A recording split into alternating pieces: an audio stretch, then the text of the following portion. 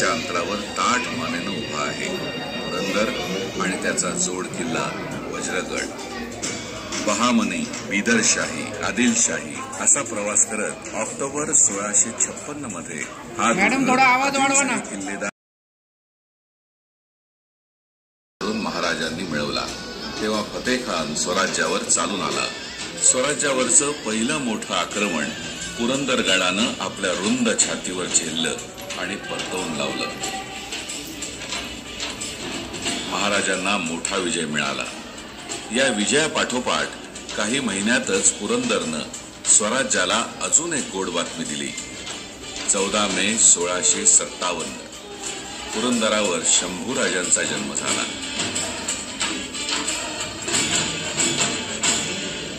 1665 मध्ये महाराजांवर चालून आलेल्या मिर्झा राजा जयसिंग आणि दिलेर खान यांनी पुरंदरचं महत्व जाणून किल्ल्याला वेढा दिला. 31 मार्च 1665 पुरंदरचा वेढा सुरू झाला.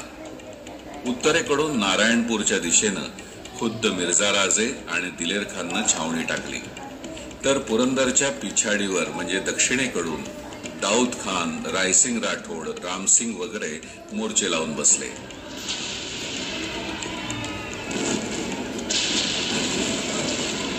दोन्ही बाजूनी तोफा आग ओकू लागल्या.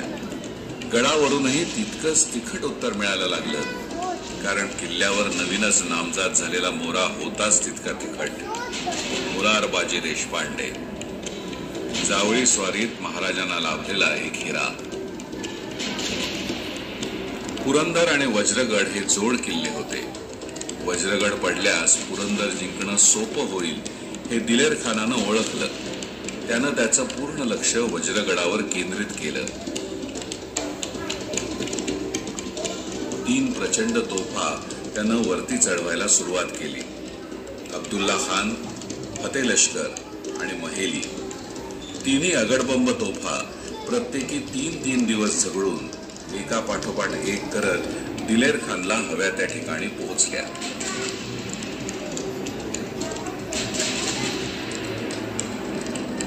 तोफ गोळ्यांनी वज्रगड भाजला जाऊ लागला. 13 दिवस जीवावर उदार होऊन वज्रगड लढला आणि अखेर तटबंदी कोसळली.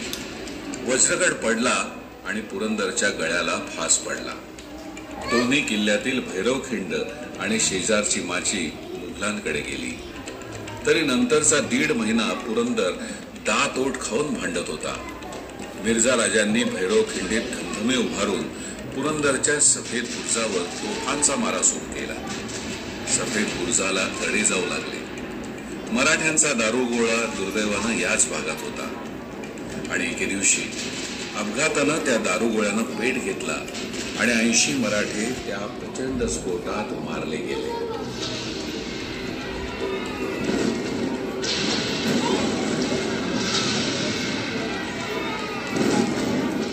काळा बुरुजही 6 दिवसांनी पडला आणि पुरंदरची माची मुघलांकडे आली.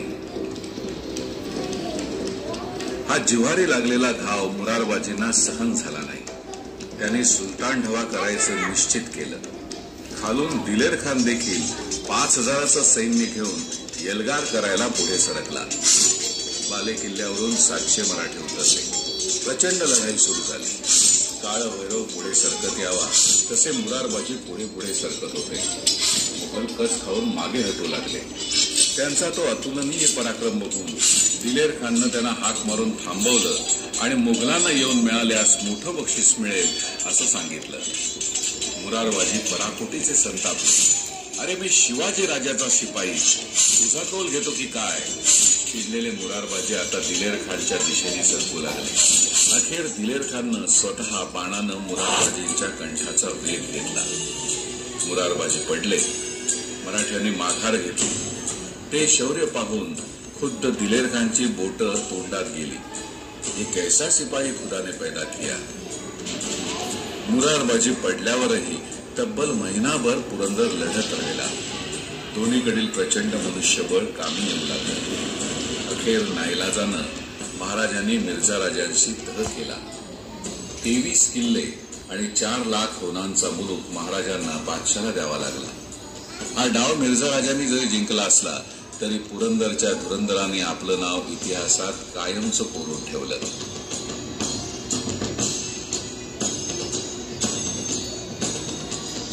आज गडावर पुरंदरेश्वर मंदिर, शेंद्रा बुरुज, पद्मावती तलाव, फते बुरुज, विविध टाकी, दारुगोळा कोठार आणि राजवाड्याचे अवशेष आहेत.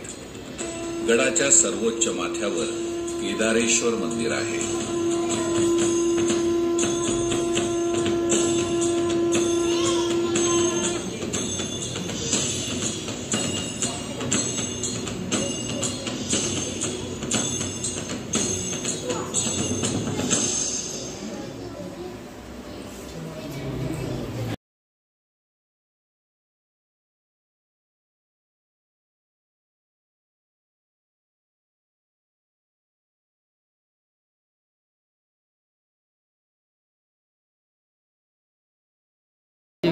पुढचा होय.